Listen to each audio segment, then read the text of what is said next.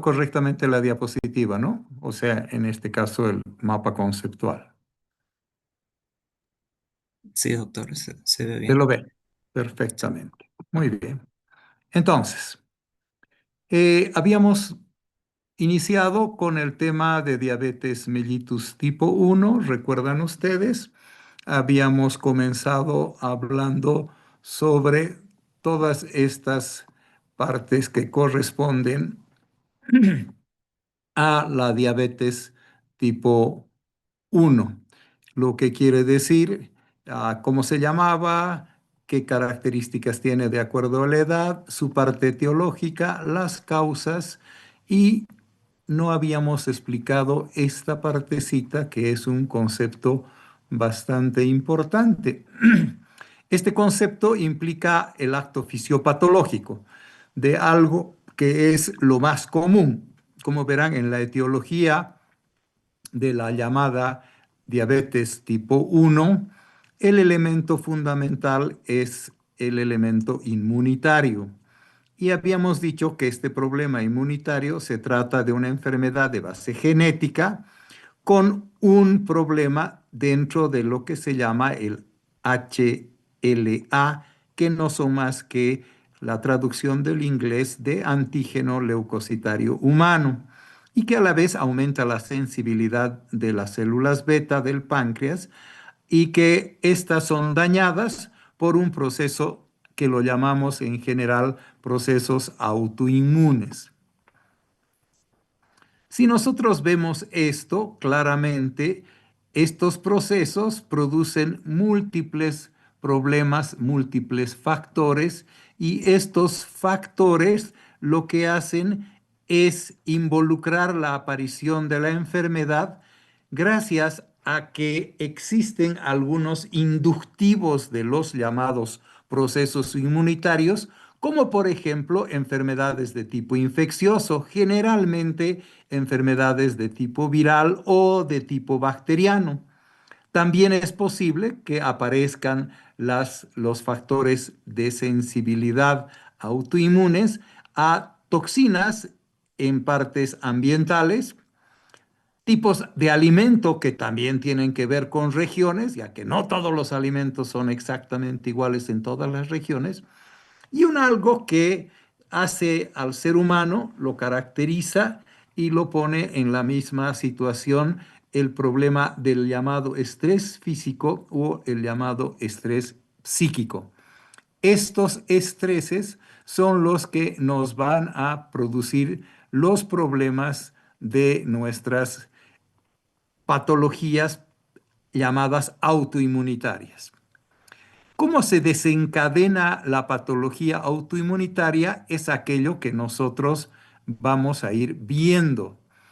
Este desarrollo comienza en el acto de que fisiopatológicamente tenemos unas células en nuestro sistema inmunitario que las hemos catalogado en los llamados linfocitos TCD4, que son de defensa, que a la vez estos agarran y se produce por algún motivo que actualmente todavía se desconoce, y existen muchas enfermedades que son autoinmunes y todavía muy conflictivo de hacer su tratamiento porque es desconocido su mecanismo, aunque sí se dice que son estos linfocitos TCD4 que se vuelven autorreactivos. Nadie sabe el por qué, pero no reconocen a nuestras propias células.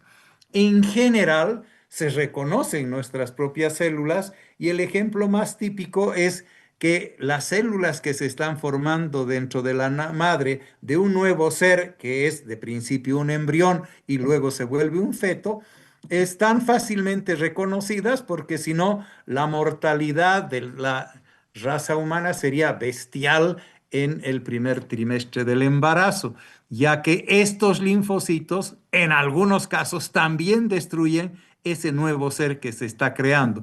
La cosa es que es muy difícil de, lamentablemente, demostrarlo. A su vez, estos linfocitos TCD4 van a estimular a los linfocitos TCD8 y estos linfocitos TCD8 van a liberar diferentes sustancias que son las que van a provocar destrucciones masivas de las células beta del páncreas y por eso producen una deficiencia absoluta de la insulina. Al destruirse las células del páncreas, no hay quien produzca insulina. No hay otro lugar de nuestro organismo donde se produzca la insulina. Por ese motivo es que nosotros podemos ver que los llamados TNFs alfa, las perforinas también y las gramsimas, que son otras sustancias que van a alterar y provocar al entrar en contacto con las células beta, van a destruir en forma masiva las células beta de los islotes de Langerhans del páncreas, produciendo esa deficiencia absoluta de la insulina, a lo que le hemos llamado diabetes tipo 1, porque cuando la deficiencia es, o sea, existe deficiencia, pero no es absoluta, o la resistencia o la resistencia está aumentada o la producción está disminuida, en ese momento hablamos de diabetes tipo 2. Esa es la única diferencia.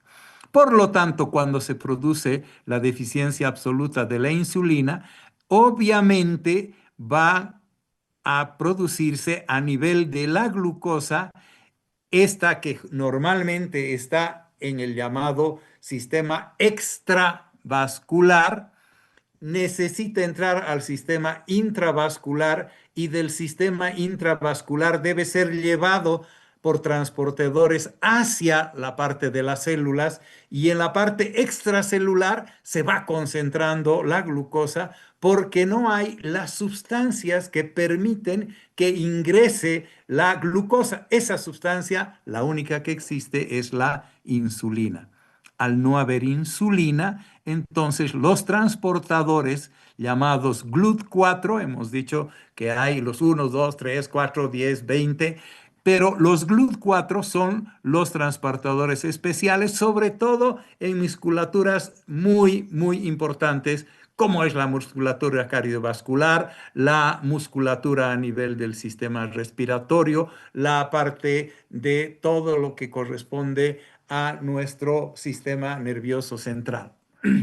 También esto lo que va a hacer es que no le va a permitir expresarse a estos transportadores y realizar un proceso que se llama de translocación. Si no hay el proceso de translocación, lamentablemente la glucosa, que es el único agente que existe para producir la entrada de la glucosa es la insulina, es el único agente, entonces se va a tener un estado llamado estado de hiperglicemia. Entonces, esta partecita que habíamos hablado, estaba dentro de este mapa, cuando hemos revisado las grabaciones no lo habíamos explicado in extenso y merece ser explicado in extenso y por ese motivo es que lo estamos haciendo en este momento. Bien, pasamos a lo que habíamos dicho el día de ayer. Ya empezamos y entramos en temática y esta temática es la que se refiere a las complicaciones que se tienen de la llamada diabetes. Les recuerdo que las complicaciones no son específicas de la diabetes como tipo 1 o diabetes como tipo 2, aunque en algunos casos se caracteriza de ser la puerta de entrada de manifestación de la diabetes, pero no es característico. Por eso lo vemos cuando estamos hablando de diabetes en general, vemos este tema. Ya no es un tema que va a ser tocado a nivel de las siguientes clases que le corresponden la siguiente semana como diabetes tipo 2 al doctor Jacobs. Nosotros los llevamos adelante en una sola actividad. Bien, hablamos de los comas diabéticos. Estos comas diabéticos Comienzan siempre por ser el primero, la llamada cetoacidosis diabética, que conceptualmente es una complicación grave de la diabetes. Como vamos a ver, todos los comas diabéticos son graves y de hecho llevan a la muerte. ¿Qué ocurre cuando el organismo produce niveles elevados de uno de sus derivados de ácidos grasos presentes en la sangre y estos derivados de ácidos grasos responden al nombre de cetonas? Por eso se llama cetoacidosis diabética. Cuando la cantidad de insulina, ¿cómo se produce? Cuando la cantidad de insulina es insuficiente, el cuerpo comienza a descomponer las grasas para obtener energía, la necesaria, ya que no existe la glucosa, que es el elemento energético más importante, que es la producción del ATP.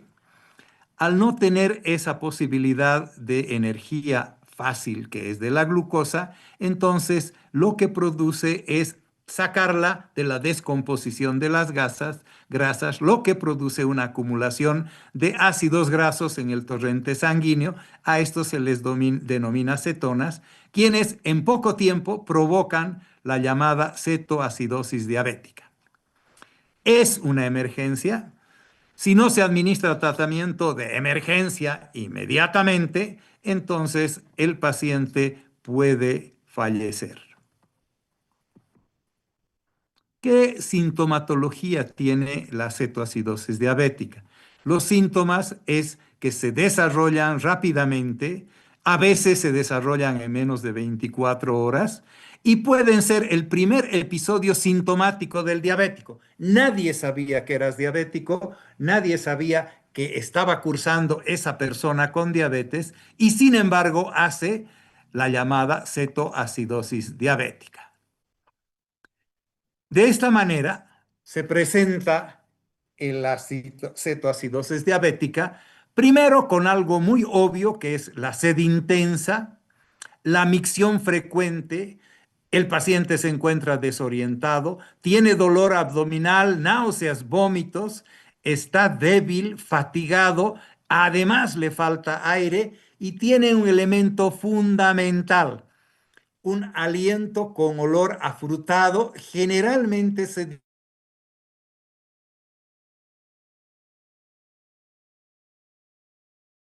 de descomposición o de putrefacción, olor a manzana en estado de putrefacción. Bien, pasamos a qué signos específicos debemos nosotros fijarnos para poder hacer el diagnóstico. El primer signo específico es el nivel alto de glucosa sanguínea, que es superior a 300 miligramos por decilitro. En la realidad, hay gente que conocemos de 700, 1200, como ayer decíamos, y estos pacientes, no necesariamente cualquiera que esté su glicemia elevada, hace cetoacidosis diabética.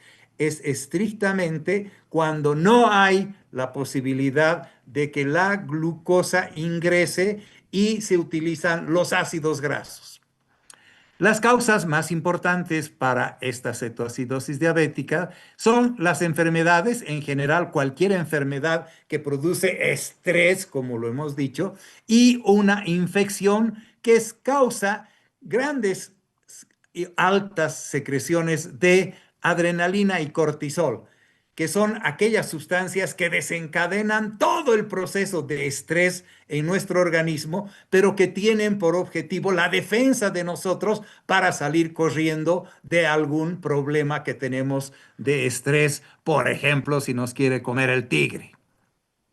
Las infecciones más frecuentes son la neumonía y la infección urinaria. O sea, aquellas que van a desencadenar todos estos problemas van a ser problemas respiratorios o problemas también de tipo urinario. Por su lado, existen también otras causas. Por ejemplo, el hecho de que lo que no existe es un tratamiento adecuado con la insulina, elemento que lo hemos visto con claridad ya el día de ayer, y que se debe a que no se lo ha administrado o que la administración es inadecuada. No, su vida media no es la que correspondería, la vía no es la que correspondía, la asociación era la que no correspondía, todo aquello que ya hemos hablado del tema del día de ayer. El traumatismo físico o emocional, el ataque cardíaco a la vez es la diabetes la que puede inducir a un ataque cardíaco o a un accidente cerebrovascular, y a la vez estos son los que le llevan al paciente diabético a su cetoacidosis diabética. Si el paciente ha desarrollado, entre comillas, ha desarrollado pancreatitis, la paciente está embarazada, en esos momentos lo que sucede es que se va a desarrollar la llamada cetoacidosis diabética. El abuso del alcohol, el abuso de las drogas, principalmente la cocaína, de lo cual somos excelentes productores a nivel mundial, aunque no los más importantes ahora como antes, y también el uso lamentable, inadecuado que muchas veces se hace en pacientes utilizando los corticoides y, como se sabe, utilizando los diuréticos. ¿Por qué? Porque si lo estamos deshidratando al paciente, todavía estamos aumentando la concentración de glucosa y a la vez estamos desencadenando el que empiece a ser necesario el uso de las grasas de nuestro organismo, principalmente las llamadas hepáticas, y esto nos va a desencadenar aquello que está muy claro, que es el coma o la cetoacidosis diabética. Por su parte, existen factores de riesgo para desarrollar cetoacidosis diabética. El primer factor de riesgo es tener diabetes mellitus tipo 1, aunque tú no la conozcas, aunque tú no sepas que eres diabético tipo 1. Sin embargo, ese es un factor de riesgo. Y si lo conoces y sabes que eres diabético tipo 1, vas a saber que se puede producir en tu persona cetoacidosis diabética y vas a hacer algunos de los elementos que vamos a hablar próximamente. El omitir, no colocarse, no hacer uso correcto de las dosis de insulina nos lleva a la cetoacidosis diabética. Es muy raro, pero sí también se puede producir que se produzca cetoacidosis diabética en pacientes que son diabetes mellitus tipo 2. Es lo característico del tipo 1, pero también se puede producir en los diabéticos tipo 2. ¿Por qué? Porque también se olvidan cuando ya están en procesos avanzados de colocarse su dosis de insulina o realizan actividades que no corresponden y pueden caer en la llamada cetoacidosis diabética. ¿Cuáles son las complicaciones? El tratamiento del coma es el que produce la mayor parte de las complicaciones. El nivel bajo de glucosa sanguínea produce hipoglicemia. El nivel bajo de potasio produce hipocalcemia debido a la drástica hidratación que se le tiene que hacer. Como son pacientes que están casi secos, no ha sido raro el que utilicemos hasta en el tiempo de un mediodía 20 litros de líquido para poder salvar a un paciente que está con cetoacidosis diabética. Por eso es que el tratamiento del coma es el que también produce la mayor parte de las complicaciones. Lo tratamos de hiperglicemia y lo volvemos hipoglicémico. Lo tratamos de su deshidratación y lo volvemos hipocalémico, hipopotasémico. Por lo tanto, es algo muy importante que tengamos que usar la insulina con cuidado porque baja peligrosamente la cantidad de potasio en la sangre, alterando las funciones del corazón, las funciones musculares en general y las funciones nerviosas que nos llevan en muchos de los casos al deceso del paciente. El edema cerebral es una de las complicaciones más importantes porque al bajarse rápidamente el nivel de la hiperglicemia hiperosmolar en la parte que no es la celular, sino la intravascular y extracelular de el cerebro, se va a producir la hiperglicemia y se va a producir un medio altamente hiperosmótico, va a salir el líquido de las células que ya estaban deshidratadas y las células luego van a tener gran cantidad de agua y se van a edematizar y ese edema va a matarlo al paciente. Esto sucede principalmente, hay que tener mucho cuidado cuando se maneja la cetoacidosis diabética, principalmente en niños, que son la mayoría de los pacientes que tienen diabetes tipo mellitus tipo 1. ¿Cómo se hace el diagnóstico? Se realiza por la exploración física que nosotros tenemos y ya sea al checarlo al paciente, estará deshidratado, obviamente que va a estar en coma, por eso se llama coma. Y esto nos dificulta el poder preguntarle, el saber mismo si era diabético, aunque podría ser que ni lo conozca, y lo que tenemos que hacer es una muy buena exploración física. Se pedirá siempre de emergencia en casos de pacientes inconscientes de etiología desconocida su inconsciencia, de emergencia análisis de sangre y principalmente, obviamente, el nivel de la glucemia. En estos casos la glucemia está elevada en general por más de 300 miligramos por decilitro y los niveles de los cuerpos cetónicos en sangre también están elevados. Esto es un casi signo patognomónico, entre comillas, de que tenemos, si los cuerpos cetónicos, tendremos una cetoacidosis diabética. En general, esa es la forma correcta de pensar.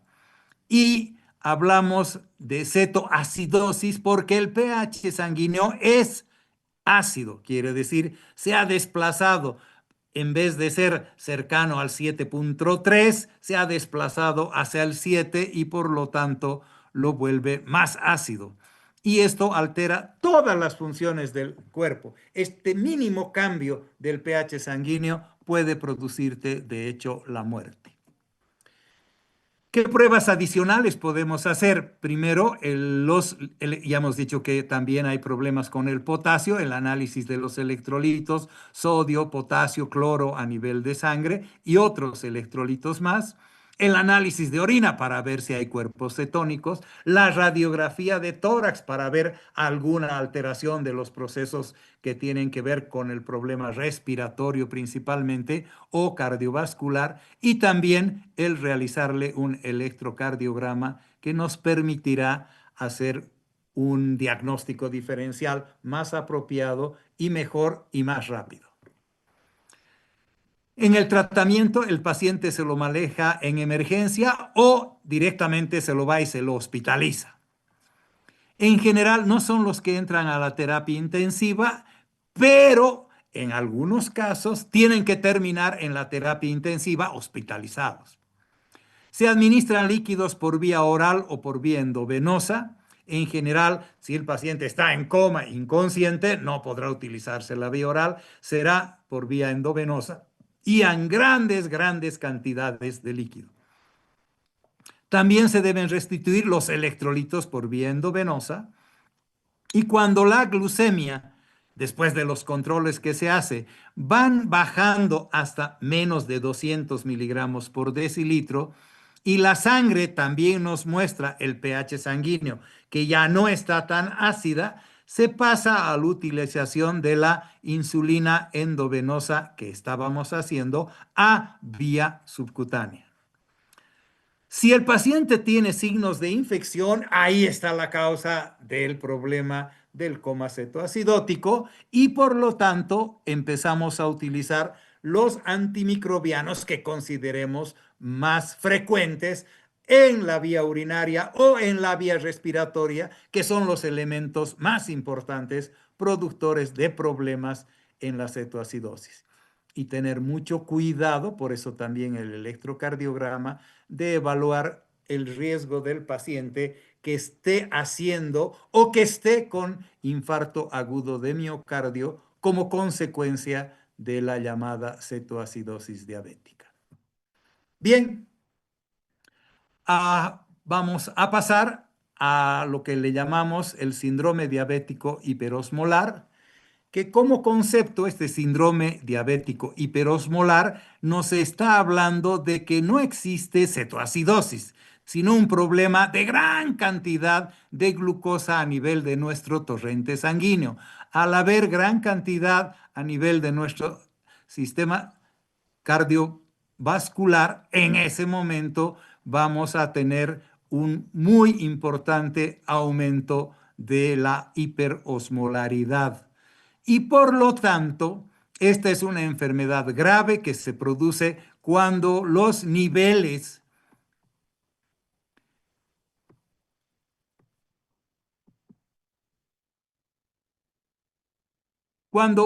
los niveles de glucosa en sangre son extremadamente altos.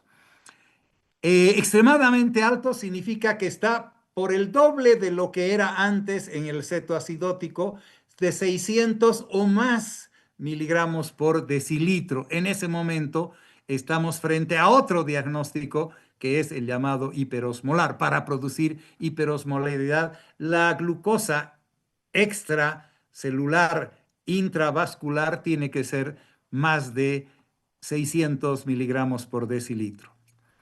Esto caracteriza a ser un problema de los llamados diabéticos mellitus tipo 2. El síndrome hiperosmolar, entre comillas, en el cuerpo se trata de deshacerse, por lo tanto, de, obviamente, la glucosa. Trata de deshacerse de la glucosa y al tratar de deshacerse del exceso que hay de glucosa en la sangre, esta la pasa a la orina y por lo tanto la persona orina a montones y se agrava su problema de hiperosmolaridad porque existe una deshidratación severa, quiere decir que todavía concentra mucho más la cantidad de glucosa a nivel de nuestro organismo. Si no se trata en ese momento a estos pacientes con síndrome diabético hiperosmolar, se puede producir una deshidratación de tal magnitud que rápidamente le produce el riesgo de vida al paciente. Por lo tanto, si tenemos en mente que el paciente está desarrollando un coma hiperosmolar o está con síndrome diabético hiperosmolar, la atención médica inmediata es algo fundamental. ¿Cuáles son los síntomas? Los síntomas se desarrollan, de varios días o semanas, pero puede ser el primer episodio sintomático de este paciente diabético tipo 2 también, y los niveles de glucosa deben estar por encima de los 600 miligramos por decilitro, como hemos dicho. Sus síntomas es sed excesiva, sequedad de boca, es obvio, está deshidratado, aumento de la cantidad de orina, la piel seca caliente y en general tiene algún proceso febril, somnolencia, confusión, alucinaciones, pérdida de visión, convulsiones, coma y muerte. Por lo tanto, este paciente debe ser rápidamente admitido y tratado o se deben dar cuenta las personas que este paciente es diabético y está complicándose con el síndrome diabético hiperosmolar. A su vez, es una enfermedad o en general las enfermedades o las infecciones que puede tener concomitantes un paciente diabético le producen estrés y este estrés es el que lo va a llevar al individuo al síndrome diabético hiperosmolar. Una de las causas más importantes es no seguir el plan de tratamiento de la diabetes o hacer un plan que sea inadecuado. A veces los pacientes con diabetes se pudren de lo que problemas de la alimentación, problemas del ejercicio, problemas de que todo se les complica y demás. Por lo tanto, estos pacientes están podridos con su manejo y se ríen en sus problemas y pasan a hacer el síndrome llamado hiperosmolar. Ciertos determinados medicamentos, principalmente los diuréticos, los corticoides y los beta agonistas, son aquellos que van a poder llevar al paciente a desarrollar el síndrome diabético hiperosmolar. ¿Cuáles son los factores de riesgo? son pacientes que tienen diabetes mellitus tipo 2, tienen más de 65 años, de hecho se le llamaba la diabetes del adulto al tipo 2, tienen otras enfermedades crónicas a nivel cardíaco o a nivel renal, tienen infecciones como la neumonía, problemas urinarios o problemas virales, y toman fármacos como corticoides, principalmente se conoce la prednisona, diuréticos como la hidroclorotiazida o la clortalidona, y beta agonistas como la terbutalina. Son sustancias que desencadenan, pueden llevar al paciente diabético a un síndrome hiperosmolar. ¿Cuáles son las complicaciones? El paciente empieza a convulsionar, tiene un ataque de infarto agudo de miocardio, puede producirse accidentes cerebrovasculares, se presenta el coma y obviamente si no se hace tratamiento inmediato, el paciente se muere. En el síndrome hiperosmolar, ¿cómo se hace el diagnóstico? Obviamente los antecedentes, si se sabe que es diabético, ya más o menos se va a hacer el diagnóstico, y por la sintomatología clínica que hemos explicado. ¿Cómo se realiza claramente el diagnóstico? Se lo realiza a través del análisis de sangre y la orina, y se detecta la probable infección. También se hacen estudios para ver o radiografías, derrames pleurales, problemas infecciosos, problemas urinarios y así en la patología cardíaca o la patología renal, que son patologías muy frecuentes desencadenantes de este síndrome hiperosmolar. ¿Cuál es el tratamiento? El tratamiento es con líquidos administrados por vía endovenosa para tratar la deshidratación, insulina intravenosa para reducir los niveles de glucosa, reemplazo del potasio, fosfato, sodio, a veces por vía endovenosa para ayudar a las células a que funcionen correctamente, tratar la infección con antimicrobianos concomitante y tener en cuenta la insuficiencia posible que se esté produciendo, como es una insuficiencia cardíaca o insuficiencia renal, que obviamente también tiene que ser tratado. Bien, les aviso que estamos a 4 minutos de terminar la clase por los tiempos del Zoom. No va a ser, como sabemos, no es necesario que estemos llegando a hacer doblemente porque no tiene ningún sentido. Nuestra clase de ahora es de 45 minutos, entre comillas, y por lo tanto nosotros vamos a estar cerquísima del momento en que se va a cortar y ya no va a ser necesario el que sigamos. El día de mañana, en los horarios normales, que es a las 8 de la noche hasta las 9:30, vamos a tener nuestra clase final, terminar esta temática y todo lo que queda, más un resumen especial que es aquello que nunca deben olvidar y que nunca deben evitar conocer al detalle, que es como conceptualmente se reconoce y se maneja un paciente con diabetes. El coma diabético, que es la complicación más seria, puede tener dos entidades importantes.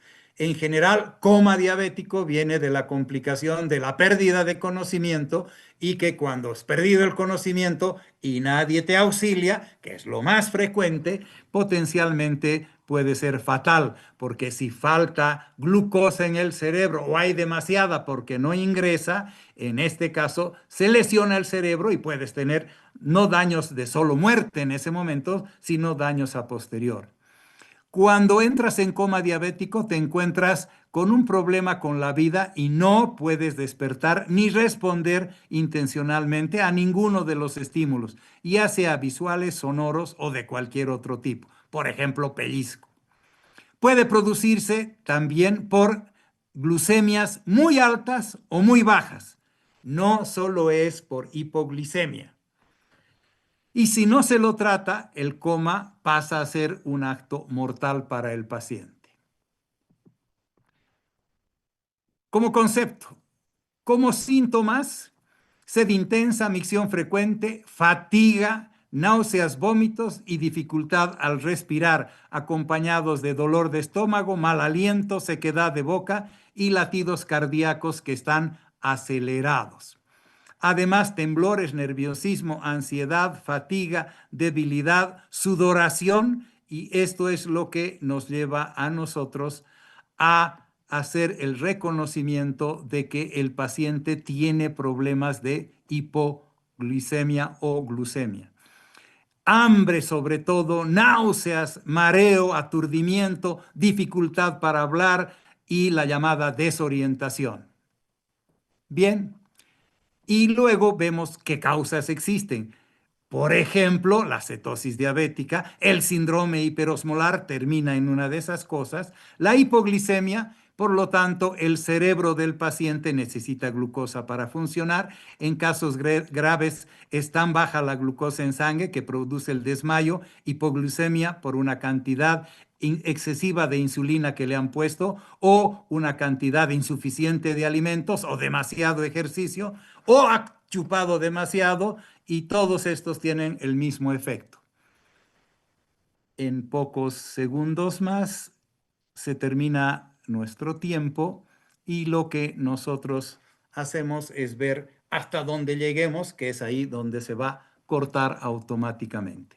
Factores de riesgo: dificultad en la provisión de la insulina, una enfermedad o traumatismos o una cirugía que se le haga al paciente, una diabetes que esté muy mal controlada, utilizar insulina estúpidamente para perder